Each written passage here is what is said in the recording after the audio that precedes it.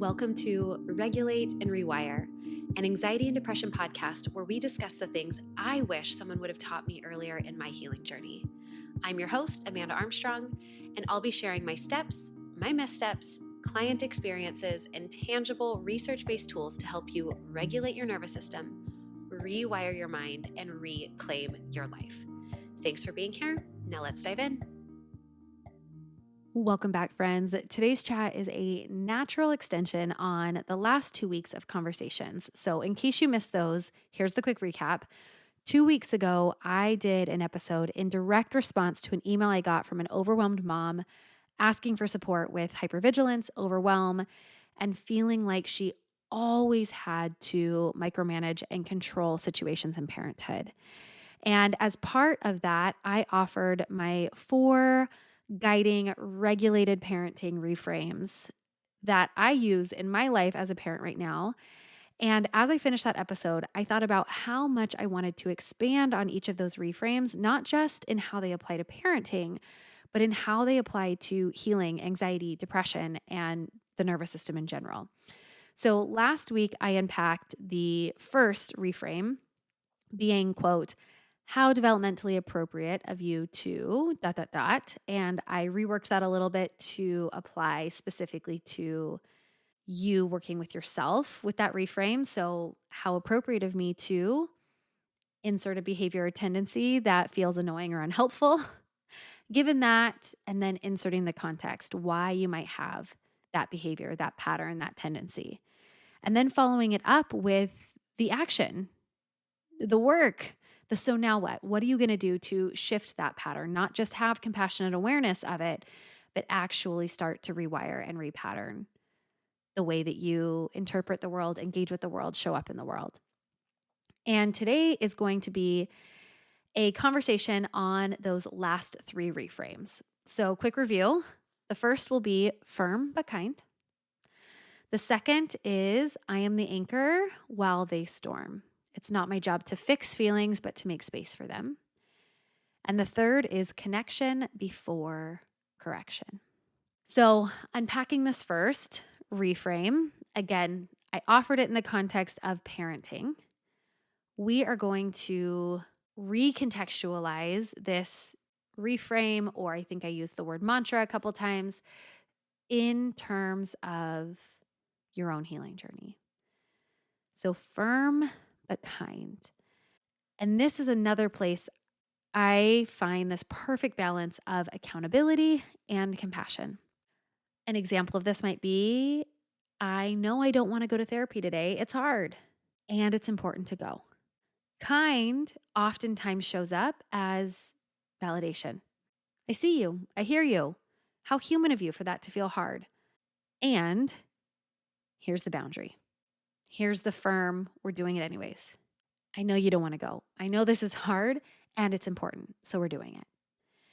And honestly, what works best for my self-talk is actually to use words like we and you. Almost as if my authentic self, my adult self, my regulated self is talking to all the other parts of me that are feeling kind of sticky or unsure about something. So this might sound like, I know you don't want to plug in and get off your phone at 8 p.m., but that's what we're going to do. I talk to myself almost like I'm talking to somebody else. Maybe it's okay that you don't enjoy going for a run. We're going anyways because it's important, because you always feel better after you go. Yep. You lost your temper and you owe them an apology. It's okay that it sucks, but we're going to do it anyways. We're going to say sorry. And this language might feel weird to you to talk to yourself in this third person or conversationally in this way, but it really, really works for me. And it works for a lot of our clients, especially when we realize that so many of these default patterns of ways that we think and behave and feel are rooted in our past lived experiences. So there really almost is this inner child who experienced something hard, got stuck in this pattern, and is just replaying this pattern over and over and over again in adulthood. So you have this inner child who is running the show in this feeling or this experience or oftentimes this fear, And what each of you is doing here in listening to a podcast like this is trying to also find your center, to call up and out your authentic self, your regulated adult self, who can help you stay steady even when you feel triggered. And the practitioners inside Rise as We, inside my mental health coaching practice, are also all trained in a modality called IFS, internal family systems, or parts work. It's really similar to and incorporates a lot of inner child work. And I will actually do an episode on this in the next few weeks on why this particular modality of healing anxiety and depression through a nervous system lens layers so beautifully with the regulating work that we do. It is a combination that works well for our clients. It's worked well for me in my healing journey, especially for those who have felt stuck with other methods of therapy or coaching. And coming back to this reframe of firm but kind, I want to invite you to just pause and reflect on how in your life right now can you be firm but kind? Can you find this balance of validation, compassion, allowing yourself to feel seen and heard while also holding yourself accountable to what it is that you know you need to do? Because too often I have been a total jerk to myself. My self-talk has not been kind until the last few years of my life. I have shared plenty of examples on this podcast in the past of what my inner mean girl has sounded like. Not kind, not kind. Or what I have often found is myself to the point of burnout where I do not have the capacity to be firm. I make excuses for why I don't need to do the things that I know I need to do to be my most regulated and healthy self. It's right. It's these Hallmark card quotes of like, don't let temporary feelings dictate your actions, or make the choice now your future self will thank you for. And I know these quotes are cliche, but quotes become cliche for a reason because there's usually some truth in them. Look for a moment today or this week to offer yourself the reflection of what would it look like in this moment to be firm but kind with what I need to do right now. All right, jumping to our second regulated reframe for today, which is, quote, I am the anchor while they storm. It is not my job to fix feelings, but to make space for them. So while I originally shared this with you in the context of regulated parenting, this also applies to me, to you, as we navigate our daily emotions. And I think sometimes we can get confused with this topic of emotional regulation, that when we have emotional regulation skills, when we're really regulated, we are going to feel predominantly the good stuff, that it's all about feeling happy and grounded and calm. But actually, what emotional regulation means is that we are able to feel all of the stuff without being overwhelmed, without shutting down, without getting stuck, without getting trapped, without spiraling out or exploding. Emotional regulation skills and capacity mean, this sucks. This is hard. This hurts. And here's how I can make space for that. Here's how I can navigate this. So much of emotional regulation, I think, comes when you can stop making yourself wrong for feeling angry or sad or overwhelmed, and instead create greater capacity to be in and with those emotions, to just let them be part of the pesky human experience. As I'm sharing this, I have an old course actually that I built, and it has a whole module on emotional regulation. And what I'm actually going to do, instead of unpacking a lot more about emotional regulation today, I am going to share the audio of this module with you as next week's podcast episode. I will also link in the show notes next week the worksheets that go along or went along with that module when it was a live course. And I will offer the context, I'll probably repeat this next week too, that while there are some concepts that I might teach a little bit differently in the context of nervous system regulation or parts work or the way that we practice, there is still a lot of value in that module. So we're going to table that for a minute. For today's chat on how you can apply This particular reframe, I'm the anchor while my feelings storm, how you can apply that to your healing today is I want to invite you that the next time you're feeling something big overwhelm, big annoyance, big anger, ask yourself, how can I find an anchor in this storm? The overwhelm, annoyance, anger, or anxiety are not wrong or bad. They just are. They're human. If the goal isn't to fix them, but instead to make space for them, what do I need? What does it look like? And maybe even take a moment to visualize a storm. You cannot stop the storm. And there's nothing innately wrong about the storm. It's not wrong or bad. It just is. It's there. It's happening. This feeling, it's here. It's happening. What can you do to feel more anchored until it settles? And anchors can be your breath. It can be sunlight. It can be movement, another person, a gratitude practice.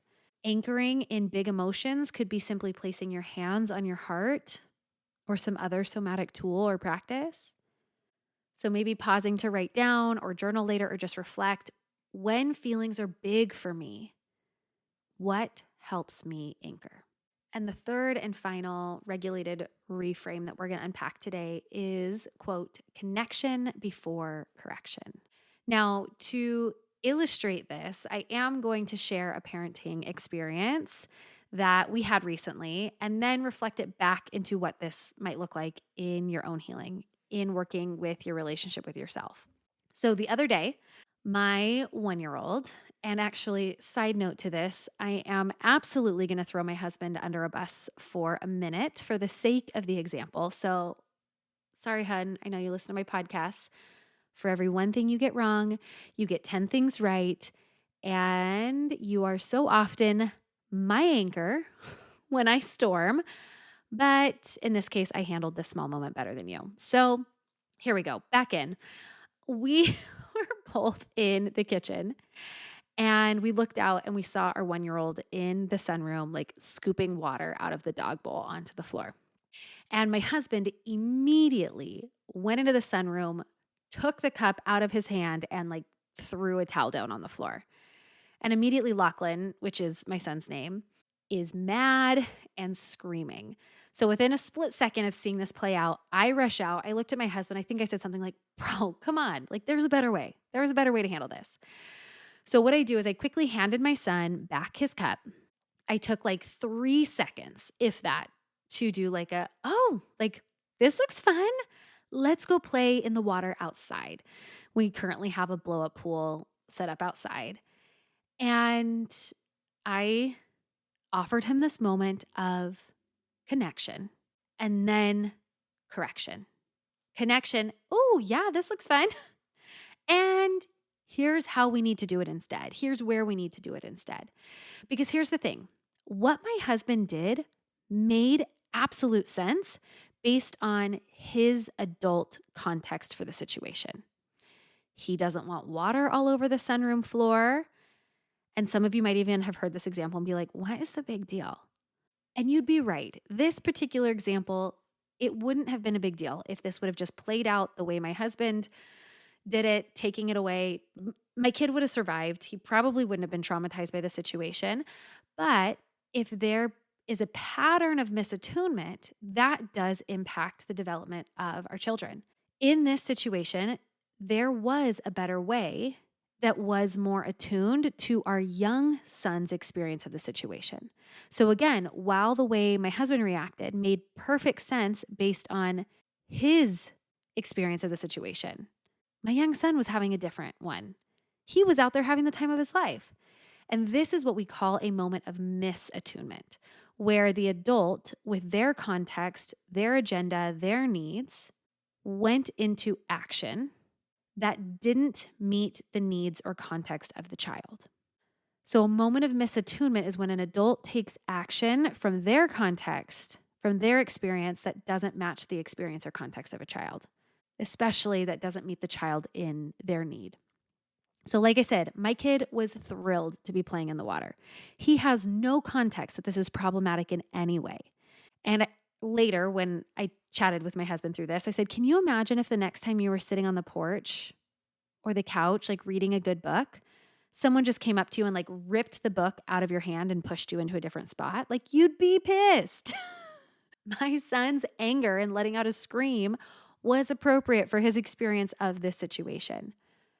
Attuned parenting means that we meet our children in their experience of the world, connecting before correcting. And it takes awareness and practice and capacity to do this. So, how does this apply to you and your healing? We not only have misattuned moments with our kids or our partners, but we can also have misattuned moments with ourselves, moments where our body gives us subtle cues of stress or fatigue and we push through anyways, either because we don't know how to assess those signals for what they are, or maybe we're just more focused on achievement. We have moments where we deeply want connection, but we choose isolation. Or in the direction I want to take this, there are moments where we may feel like continuing to sit and mindless scroll or skip out on a workout or bail on our friends. How can we connect and then correct these behaviors that might be less helpful? This could be, I know you're feeling overwhelmed. I know you're feeling overwhelmed. It makes sense. And it's time to get up and go for a walk.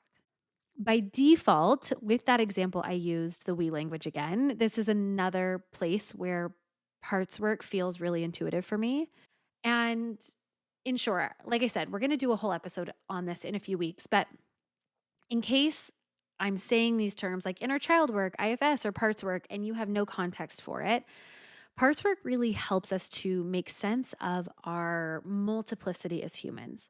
Part of me wants to work out, but part of me wants to sit on the couch and keep scrolling. Part of me is really hurt by what they said. Another part of me is angry. Another part of me understands, with what they've been through or where they're coming from. It's this idea that each of us has these various parts that are made up of past versions of ourselves. Some of our parts are much younger. They're the wounded or burdened parts of us, the parts of us that didn't feel safe or secure, seen or heard, our needs weren't met. Other parts of us are what we call protector parts, who make sure that those painful things never happen to us again. Those are the parts of us that are really hypervigilant, that are perfectionistic, that are procrastinating. And then at the core of each of us is our authentic self, our regulated self. And I'll expand on this concept in a few weeks, but for the sake of applying this particular healing reframe of how we can connect before we correct, that context might be helpful. So just like a parent might try to first connect with their child, offering validation or compassion for their experience of something, while then correcting with a boundary or redirection, we can do the same with ourselves. We can recognize that we're showing up from a place of wounding, from a place of protectiveness, from survival mode, and maybe we call that our inner child. Like a parent might connect with their child, we can first, when we're triggered, when we have an outburst, when we're procrastinating doing something that we know we need to do, we may first offer validation or compassion to our inner child and then offer this guided correction or boundary. And the other examples I'm going to share in context of this reframe, I want to come from you. So a few weeks ago on my Instagram stories, I asked folks to share with me a particular behavior that they had that frustrated them.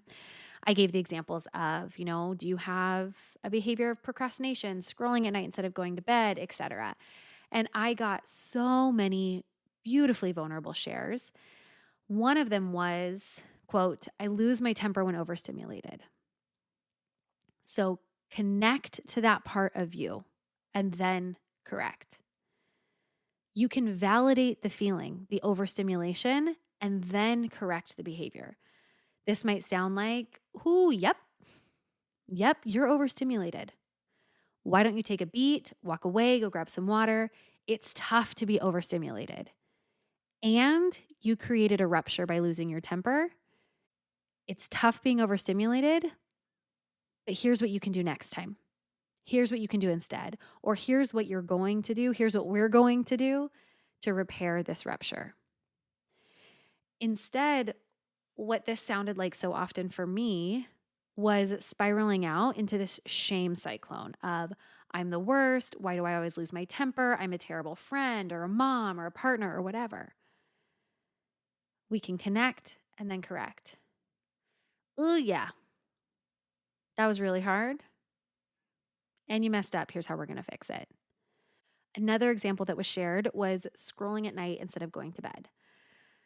So let's say you did it. The next morning, you wake up and you're annoyed because you're tired, and the mindless scrolling cost you an hour that you could have been sleeping. What connection before correction could sound like in how you work with yourself is like, oh yeah, that behavior makes sense. I was feeling pretty burnt out at the end of the day, and those little social media dopamine hits were nice. And in the long run, it's unhelpful. So while the behavior makes sense, it's unhelpful. So tonight, we're going to do something different. Tonight, we're going to set an alarm for 8 p.m. I'm going to plug my phone and charge it in another room. And I'm going to let my partner know if they see me on my phone in bed, they get to take it from me. And the last submission that I will share was someone who said, quote, I'm not able to sit still while doing things like watching TV. I'm always picking at my nails or something. Connect, then correct. Whew, yeah. Picking at my nails again. Sitting still is tough for me. I'm going to take a deep breath and try to just be still and be with the show without picking for a little bit. And you can connect and redirect and connect and redirect and connect and redirect as many times as you need. For this particular person, I'm somebody who struggled with skin picking. Nail picking, I'm sure, is very similar in its compulsive nature.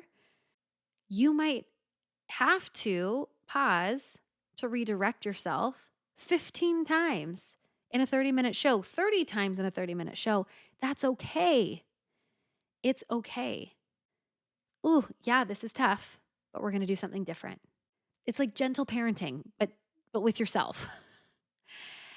So if you really resonated with that parts work or that inner child paradigm, think about it like connecting first to the inner child or that inner part of you that's feeling hurt, scared, overwhelmed by whatever is happening in that moment. How can you offer that part of you validation and compassion while still correcting and redirecting to what needs to happen in that moment? What would be more helpful in that moment? And this is actually something that I am trying. I have been blamed in relationships, rightly so, for sometimes being critical.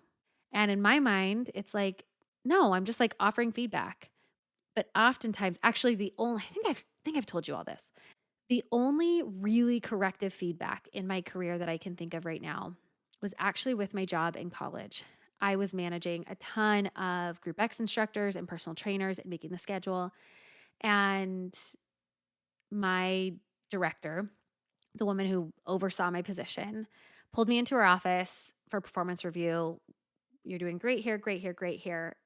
And some people don't like the way you communicate with them. You're really blunt. And she's like, I understand. Again, I didn't even intend for this to happen. This is a moment where she did this right. She connected with me and then she corrected.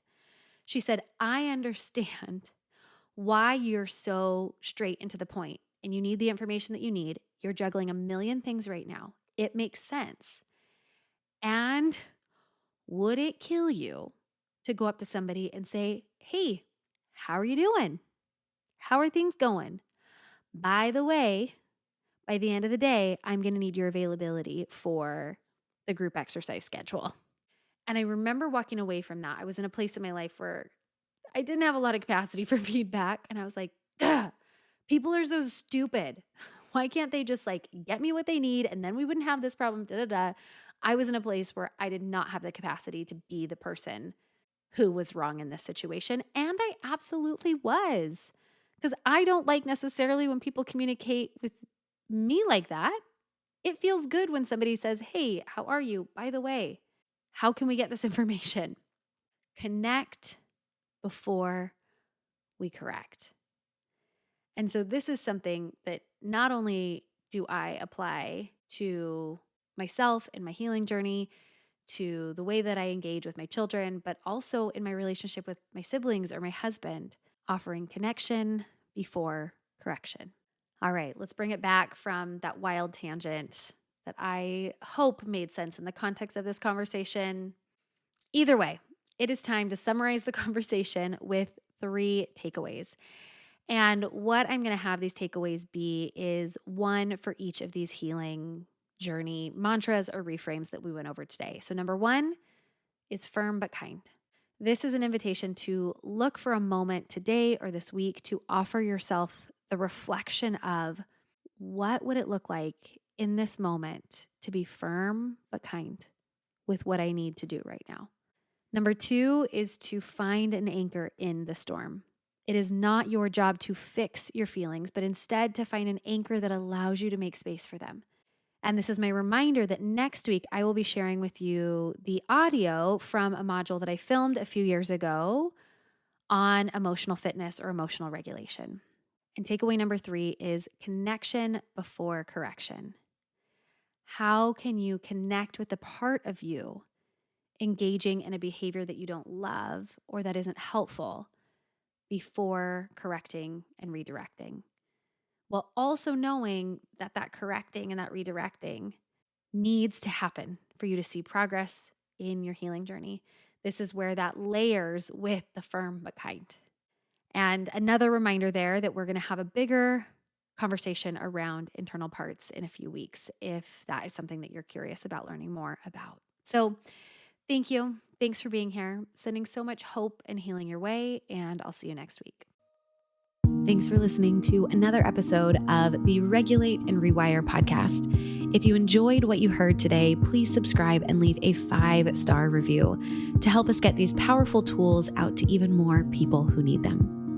And if you yourself are looking for more personalized support in applying what you've learned today, consider joining me inside Rise, my monthly mental health membership and nervous system healing space, or apply for our one-on-one anxiety and depression coaching program, Restore. I've shared a link for more information to both in the show notes.